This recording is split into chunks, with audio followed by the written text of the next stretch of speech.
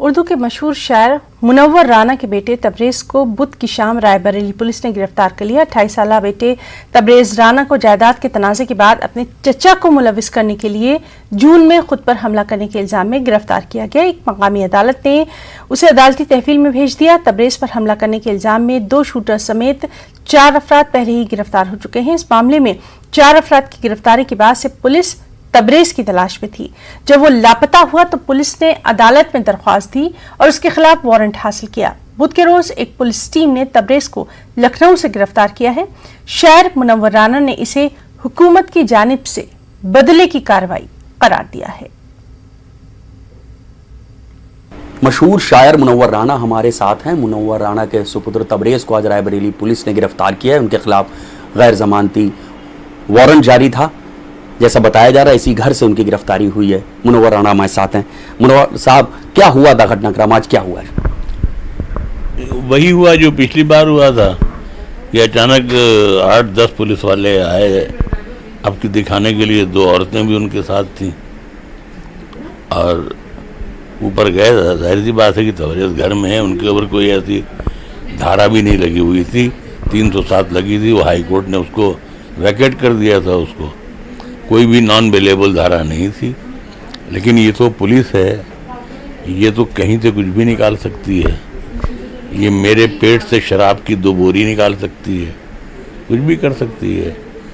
तो वो उन्हें इतनी भी शर्म नहीं आई कि अगर मुजरिम को थाने ले जाके उससे पूछताछ की जाती है, जो भी सलूक किया जाता है उसकी माँ के सामने, उसकी बेटी के सामने, उसकी बहनों के सामने, उसको यहीं मारती हुई ले गई। तो ऐसा मुजरिम तो था नहीं, कोई जुआरी शराबी तो था नहीं। तो ये तो असल में ये तकलीफ मुझे पहुंचाई जा रही है। लेकिन अगर मुझे पहुंचाई जा रही है तो इससे जो हमारा एडमिनिस्ट्रेशन है, जो शासन प्रशासन है, वो उसकी कलई उतरती है।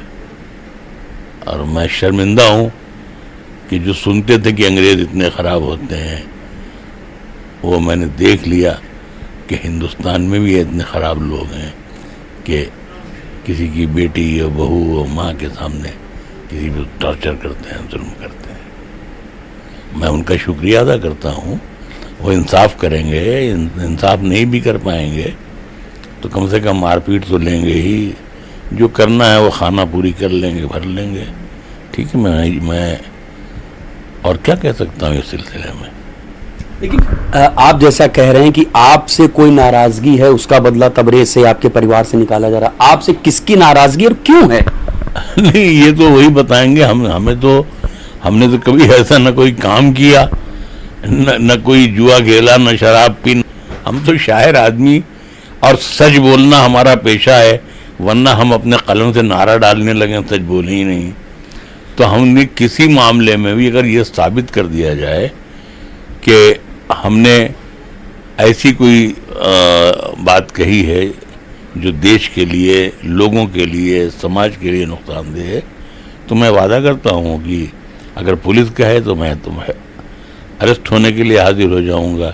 मैंने कभी भी अपनी ज़िंदगी में, अभी बात मैं भगवान की कर रहा था और उसमें खड़े हो गए वो दलित के एक समाजी नेता खड़े हो गए। मैंने तो ये कहा था कि जो भगवान महर्षि वाल्मीकि से रामायण लिखवा सकता है, मुमकिन है वही भगवान या अल्लाह इन तालिबान को भी अकल दे दे कि किसी का खून बहाना और दुश्मनी करना, ये करना, ये न करें। तो मैंने यही कहा था। और मैंने ये भी कहा था कि हुकूमत को वेट एंड वॉच करना चाहिए। मुमकिन है कि कल ये हमारे दोस्त बन जाएं। जब हमारे दोस्त बनेंगे तो सुधर ही जाएंगे। तो अब इस पर मालूम है मेरे ऊपर कौन कौन सी धाराएं लगा दी गई, ये है, वो है, वो है। अच्छा, मज़े की बात ये है कि जिसने भी मेरे ऊपर धारा लगाई है उसको ये मालूम नहीं है कि SC ST की धारा मुझ पर लग ही नहीं सकती है।